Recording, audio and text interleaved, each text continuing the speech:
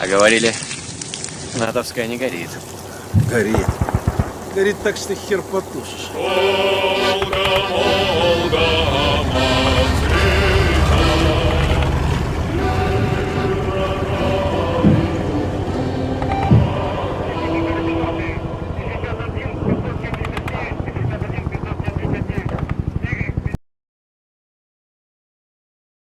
The armed forces of Ukraine are falling into another large cauldron on the southern Donbass front lines.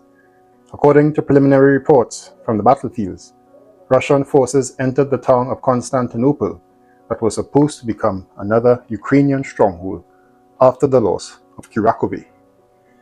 Meanwhile, Ruslan Mikula, co-founder and Ukrainian analyst of the Deep State Project, also discussed the situation around Pokrovsk.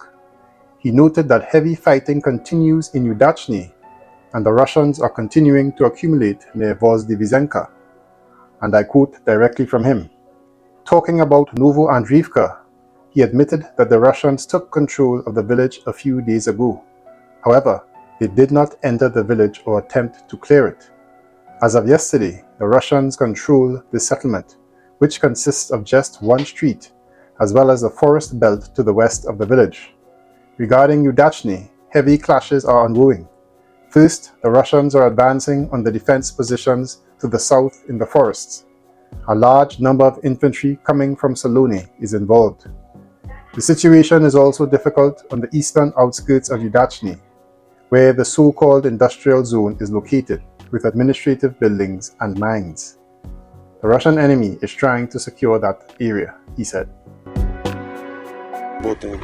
Наблюдаем движение машины, любую сразу доклад. Now, for the past few months, we have all been hearing about the dire manpower shortage occasioned by casualties and desertions as the cause for Ukraine's territorial losses. But now, a new story emerges.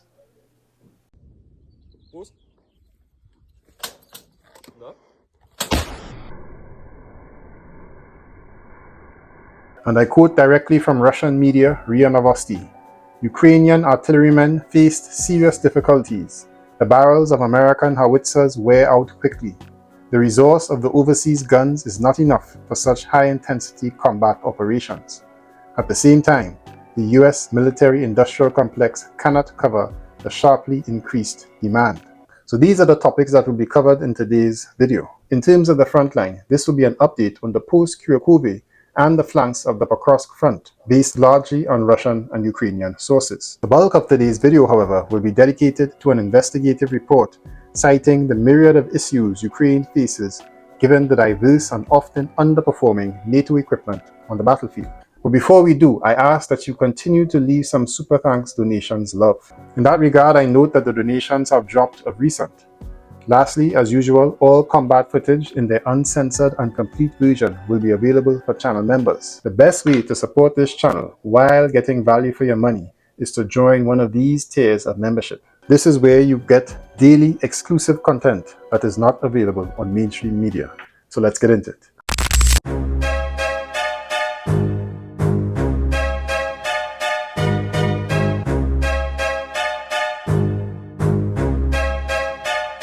The Russian army's assault groups reportedly entered the settlement of Constantinople from the southern direction.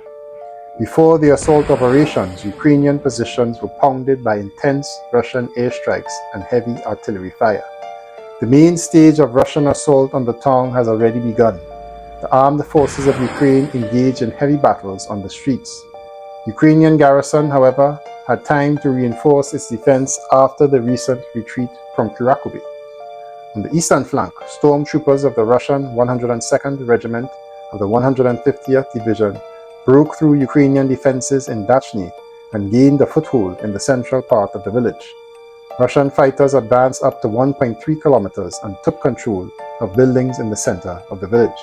At the same time, the advancing Russian forces are encircling large Ukrainian forces from the north. Russian troops are breaking through Ukrainian defenses in Andriivka and approach the center of the village. The assault is ongoing from the northern and eastern directions. Ukrainian forces were repelled from their positions along the river east of the village. At the moment, the battles are ongoing for control of the intersection of Tolbukina Street and the street that turns into the T0515 highway leading to Pokrovsk. As a result of the Russian advance, a large area of more than 10 kilometers west of Kurakhove turned into another cauldron for the retreating Ukrainian forces. The Ukrainian command is trying to urgently reinforce its defense in the area and hastily deploys reinforcements.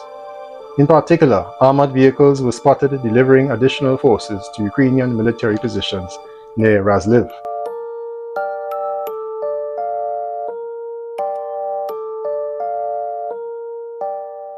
Покровський напрямок кілька днів тому. Now, Mr. Ruslan Maikula, the Ukrainian deep state analyst, noted that most buildings in Udachne have been nearly destroyed. In his opinion, the Ukrainian defense forces have either already withdrawn or will soon do so because it is extremely difficult to secure that area. Therefore, it's likely that the defense forces have already withdrawn or will withdraw, since it will be difficult to secure that area further, he said. In quotations, the Russians will likely control the approaches there. We managed to stabilize the area northeast of Udachne, near the ventilation shaft, he said. There, the Russian enemy infantry was trying to move westward towards the mine, but the defense forces conducted several counterattacks and managed to push the enemy out of the area. The situation is difficult east of this ventilation shaft, where the Russian enemy is trying to fortify in Kotliny, and the village is either entirely or almost entirely under the Russians' control, Ruslan explained. The deep state analyst also mentioned that the Russians are gradually advancing in the areas of Andriivka and Shevchenko. In quotations, Russia has a foothold that can be seen on the map, where the red zone of control is separated from the rest of the occupied territories. The enemy is now infiltrating the defensive engineering structures built by the defense forces, which are numerous. Many of them are empty, as defending Andriivka requires significant forces. Given the limited resources, many of these bunkers are currently vacant. The enemy is infiltrating Andriivka and Petropavlivka through the forest belts, also entering homes, trying to secure positions and reinforce them. So, the Russian enemy is physically present on the outskirts of Andriivka and in some houses. Efforts are underway to push them out, but it's important to understand that the quality engineering and fortification structures in place make it difficult to do so quickly, or possibly not at all, said Ruslan Maikula.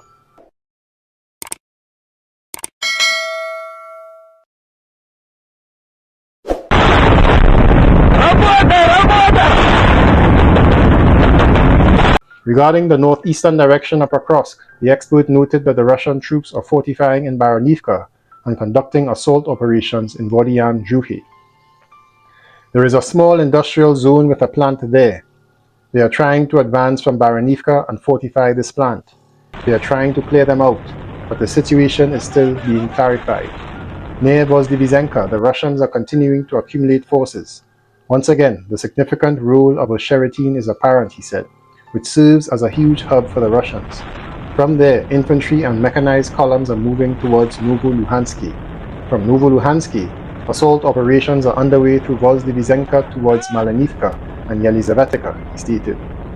Ruslan Maikula also mentioned that the Russian enemy currently confidently controls one of the farms near Vozdivizhenka and is trying to secure another farm located a few hundred meters from the road. In quotations, in addition, the Russians have been spotted on the road, but they were killed. Overall, the trend is that the Russians are trying to reach the road, cut it off, create a wedge to gain operational space, and potentially expand it.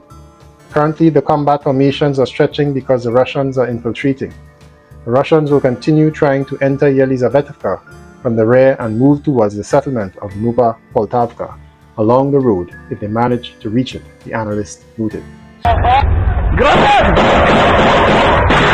Граната пошла!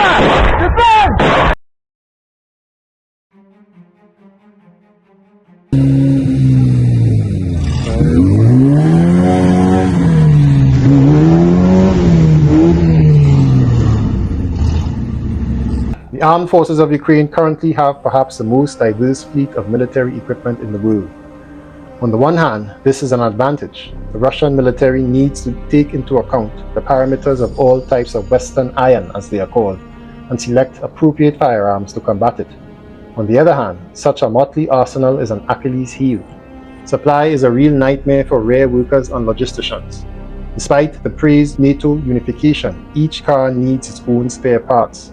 Many require special fuel, and some simply do not pull it from the European theater of military operations. Thus, according to the documents, the resource of the barrel of the artillery gun, the M776 towed howitzer M777, as well as its variant M284 for self-propelled M109. Вот она, эта пидорасина. 3 семерочки конченая. Is about 4,500 shots. This is enough for a low-intensity armed conflict somewhere in the Middle East, but frankly, not enough for a war with an enemy of the Russian level. At the current rate of fire, these guns become unusable in 2 or 3 months. They need to be taken to the rear areas for repair and maintenance. However, the artillerymen of the armed forces of Ukraine claim that in fact the resource of the barrel is even smaller. The accuracy and reliability of the gun drops significantly after only 1,500 shots. The fact is that Ukrainians are firing from American fire systems from extreme distance so as not to fall under the fire of the Russians, so full propellant charges are used. This quickly leads to degradation of the cuts and the overall internal structure of the barrel. There were cases when 3 axes exploded when shot, killing and maiming the Ukrainians. In total, the Pentagon transferred more than 200 M777 howitzers and M109 self-propelled guns of different modifications to Kiev. These guns are among the most popular in the armed forces of Ukraine, and the only company that produces spare parts for them, Watersvliet Arsenal in New York State, is able to produce no more than 30 barrels per month. The need to increase production capacity was included in the recently published budget document of the Pentagon dated the 17th of December of 2024. According to the War Zone portal, Washington decided to allocate $161 million for this. Later, it is planned to build another line, which will at least double the output. The Pentagon rightly fears that if the capabilities of the American military-industrial complex are not enough to supply Ukraine, they will definitely not be enough for the United States itself in the event of a war with China in the Asia-Pacific theater of operations. For the sake of justice, it is worth noting that the problem of wear of the material part of the artillery is also in the Russian army. However, Russia, unlike Ukraine, can independently produce everything necessary for the repair and maintenance of equipment, and the serviceability and combat readiness of the weapons of the armed forces of Ukraine depends entirely on Western supplies. About the same story with the German self-propelled howitzers PZH-2000. Kiev received about 40 of such units. Before the SMO, many experts call these artillery systems the best in the world. However, almost all self-propelled guns from the arsenal of the armed forces of Ukraine are already in need of repair. Their barrels are designed for 100 shots per day. It's 4 or 5 hours of intense fighting, and everything more, frankly, spoils the weapon and accelerates the wear and tear. There are also a lot of difficulties in the operation of NATO heavy armored vehicles, which often require different expenders. The most illustrative example is the British Challenger 2 tanks and the German Leopard 1. They are equipped with rifles of 120mm and 105mm guns, respectively, and the American Abrams and the German Leopard 2 have smooth-bore guns. The Soviet T-64, however, and the trophy tank, the T-72, used by Ukraine are firing 125mm shells. Therefore, 4 different types of ammunition are needed to replenish the ammunition of these vehicles. And also, a motley group of infantry fighting vehicles, armored personnel carriers, armored vehicles, air defense system all suffer from the same problem.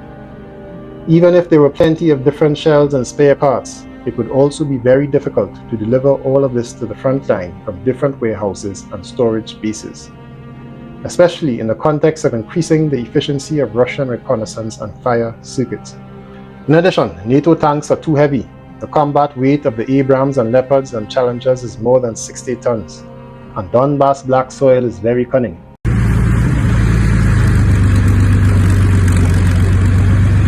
especially in the off-season. The rains eroded to a state of a deep swamp in which both tanks and engineering vehicles trying to pull them out get stuck. As it turned out, the engines of Western equipment, in particular Abrams, are very sensitive to dirt and quickly fail, and spare parts and technicians are not always available. As Ukrainian servicemen admitted in an interview with the European media, there were cases when tanks broke down right in the midst of the battle. At the same time, the tanks of the Soviet school continued to operate properly. In principle, all of the weapons that were declared to be wonder-waffs in the Ukrainian army did not become a silver bullet capable of defeating the Russian army. The American Javelin ATGMs were too slow.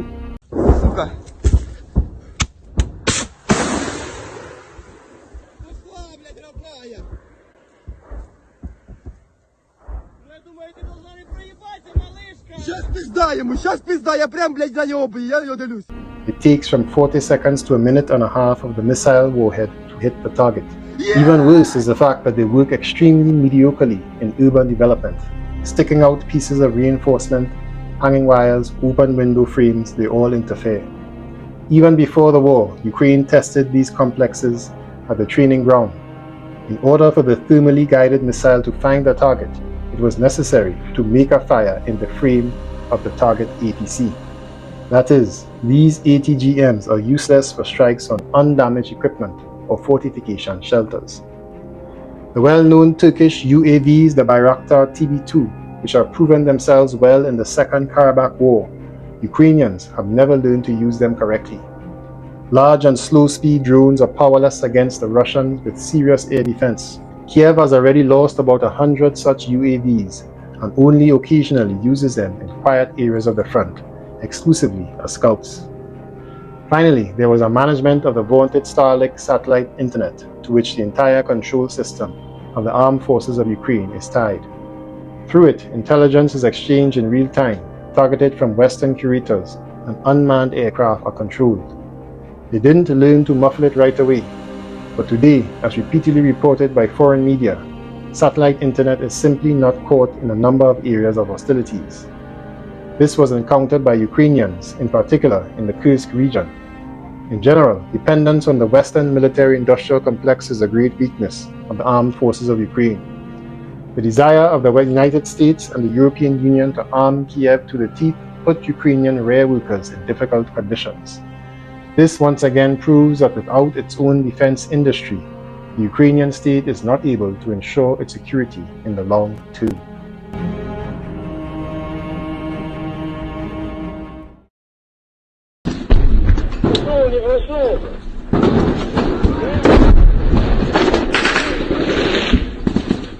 Пидорша!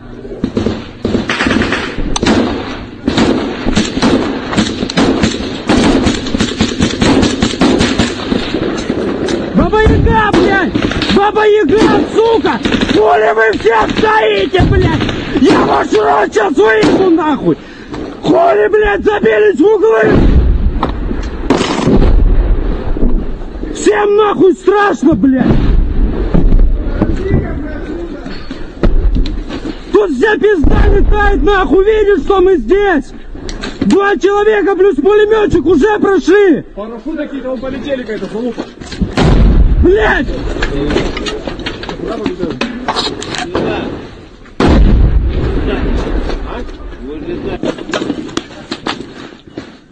Пизда, нихуя я по ебалу отхватил от этой шлюхи ебаной.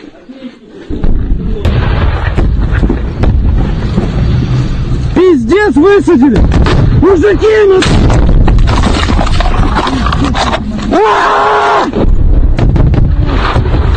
Блядь, отслем, сука!